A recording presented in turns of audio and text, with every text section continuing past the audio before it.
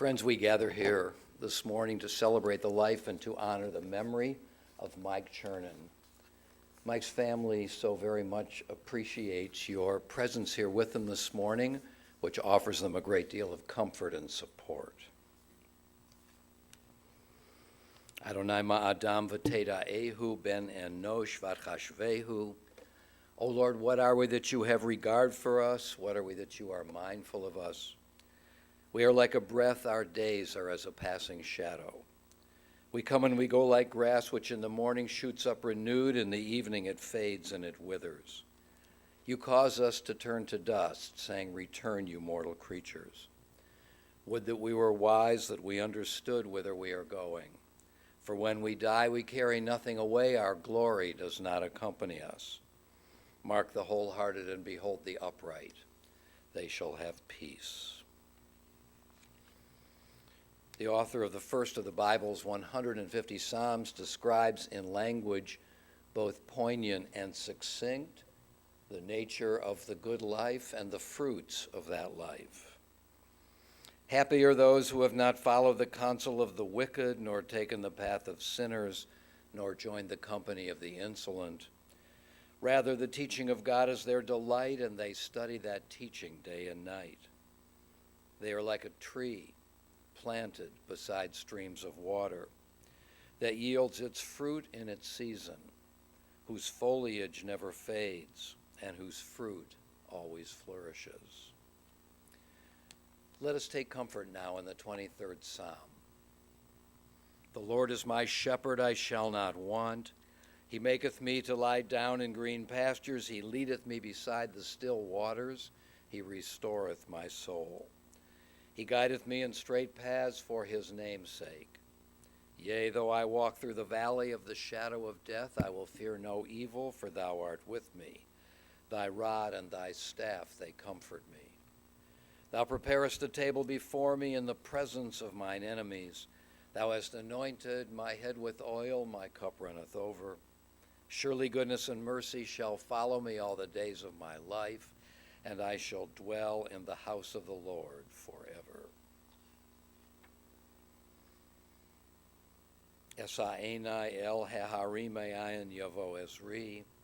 Ezri me'im Adonai oseh shemayim va'aretz. I lift mine eyes unto the mountains. What is the source of my help? My help comes from the Lord, the maker of heaven and earth. God will not let your foot give way. Your protector will not slumber.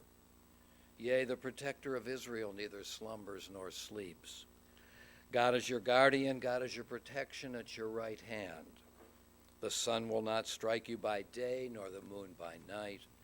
God will guard you from all harm. God will guard your soul, your going and your coming, now and forever. Kohelet, the author of the biblical book of Ecclesiastes, reminds us that for everything there is a season, a time for every experience under the heavens, a time to be born and a time to die, a time to plant and a time to uproot what is planted, a time to tear down and a time to build up, a time to weep and a time to laugh, a time to grieve and a time to dance, a time to throw stones and a time to gather stones, a time to embrace and a time to refrain from embracing, a time to seek and a time to lose, a time to keep and a time to discard, a time to tear and a time to sow, a time to keep silence and a time to speak. Mike Chernin died this past Thursday afternoon, exactly 1 month after his 90th birthday. In addition, we are engaged here and now in remembering and in honoring him exactly 1 year to the day after the death of his beloved wife, Toby. Mike lived a long and full and healthy life, and those who loved and admired him will miss him. Mike was born and raised in Cleveland. After graduating from Shaker Heights High School, he matriculated at The Ohio State University, where he received his BA and his MA degrees in chemical engineering. Thereupon, Mike took a position in a training program at General Electric, and for the next several years, he and Toby moved from place to place for the company. Finally, they settled in Cleveland, where he worked for GE for many years. Along the way, Mike procured several patents for the company, including development of fluorescent lighting. Now, at a certain point in his career, Mike became tired of laboratory work and also missed the kinds of broad social interactions that a lab could not provide. And so Mike began to travel internationally for GE, consulting with companies around the world on the technical aspects of lighting. In the process, he realized how much he liked to travel, to meet new people, and to broaden his understanding of the world. Yet in the mid-1970s, Mike began to realize that such travel restricted his time at home with Toby, whose progressive disease was leading to increased debilitation. And so he took jobs closer to home, with the Midland Electric Company in Cleveland and with Sachs Electric in Akron, where he designed lighting for many different situations, both commercial and non-commercial. Indeed, Mike Chernin had a long, varied, and successful career. When I met with Mike's family yesterday afternoon and asked them to tell me about his most striking personal attributes, they came forth with a variety of responses. He was, the whole family agreed, kind and sociable. He loved talking with people, and many of the activities he pursued later in life put him in a position to interact with others on a regular basis. One of his long-standing volunteer involvements was devoted to picking up book donations for the Association for Continuing Education at Case Western Reserve University. In the process, Mike not only enhanced the continuing education program, it also put him in touch with a variety of people. Mike loved those with whom he interacted, and they in turn came to love him. And along the way, Mike became a wonderful ambassador for the university. Mike was also a meticulous person, and this expressed itself in a variety of ways.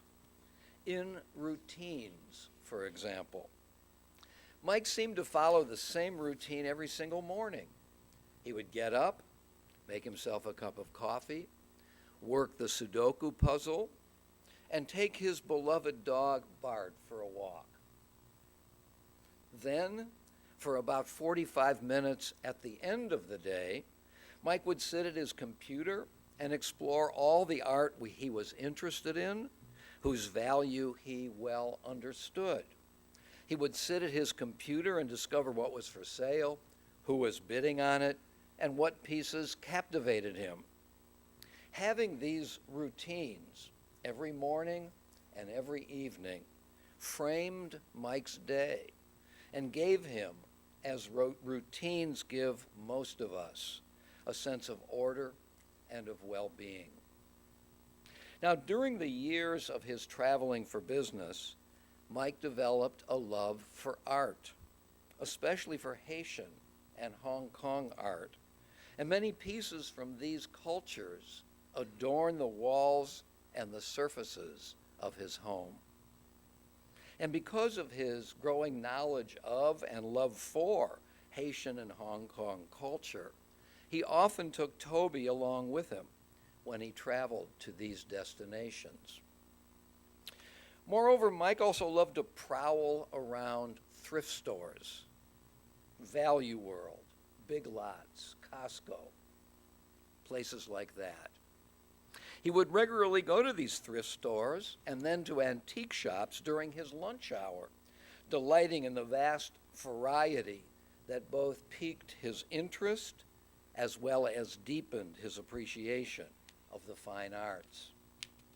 And as always, he quickly fell into conversation with the employees, conversations that continued during subsequent visits.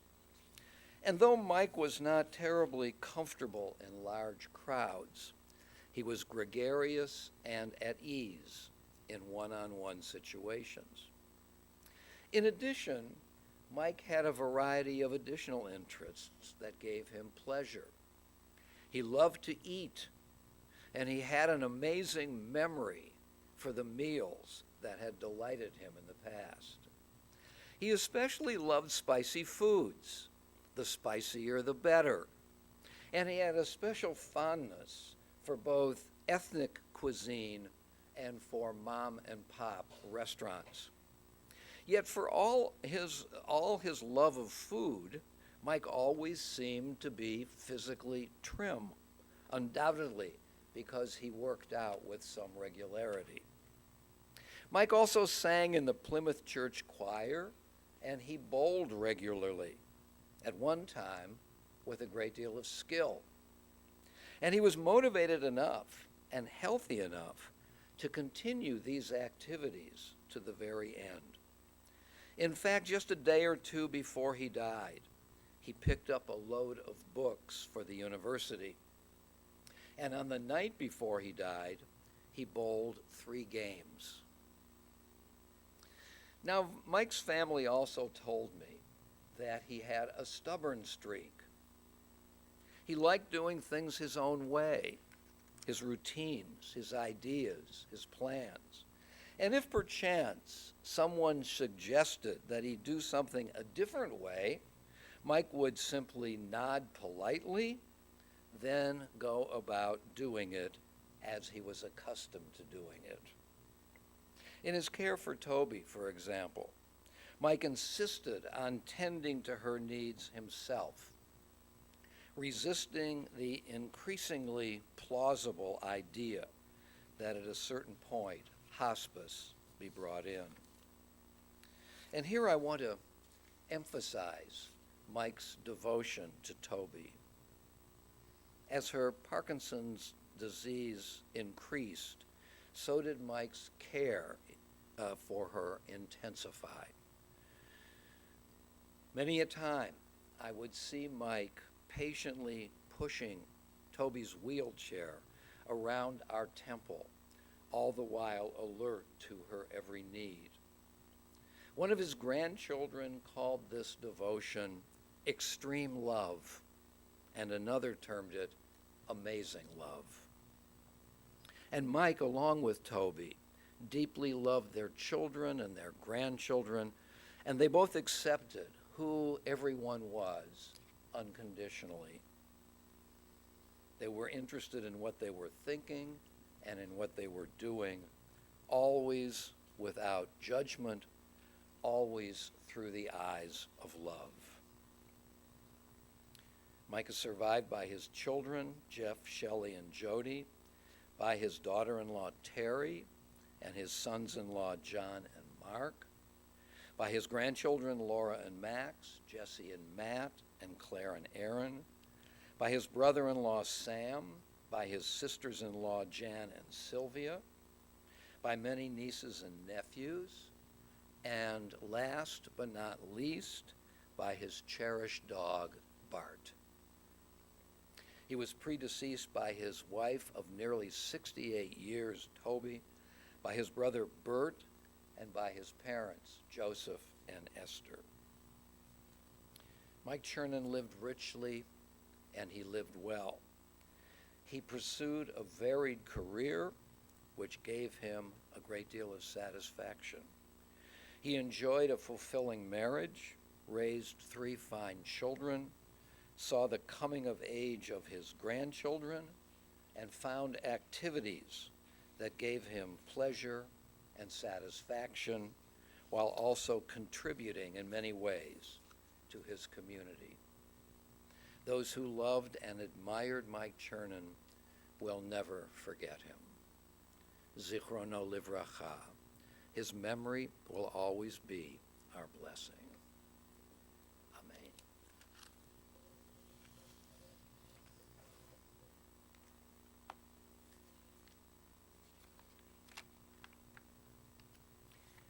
O God of life, amid the ceaseless tides of change which sweep away the generations, your love remains to comfort us and to give us hope.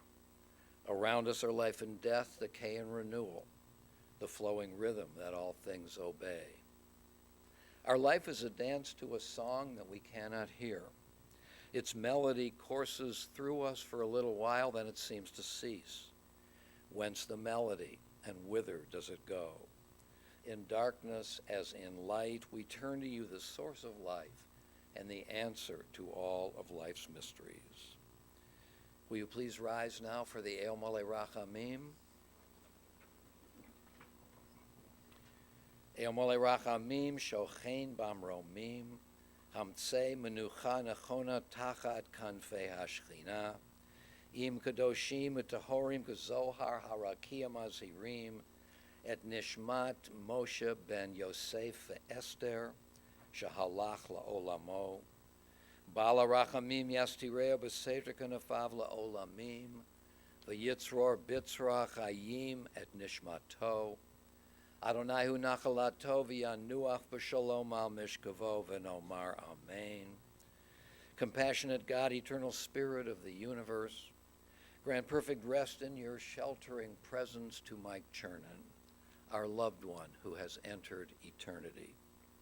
O God of mercy, let him find refuge in the shadow of your wings, and let his soul be bound up in the bond of everlasting life. God is his inheritance. May he rest in peace. And let us say together, Amen.